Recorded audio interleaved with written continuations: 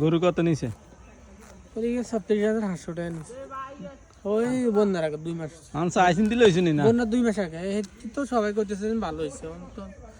এখন গরু তো খাইতেছি না অন্ত গরু একবার গরু খের আছে নি খেন নাই তো গরু তো শুকিয়ে গেছে খেরে তো নাই গরু তো মনে হয় লস হইব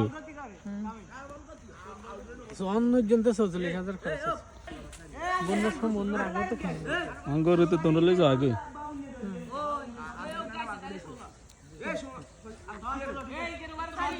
মাইন করবেন নি না আমি গরুরে ঘাস খাবান এটা দেখাইতেছি সবাই সামনে মরিচ ক্ষেত আছে কিন্তু টান দেন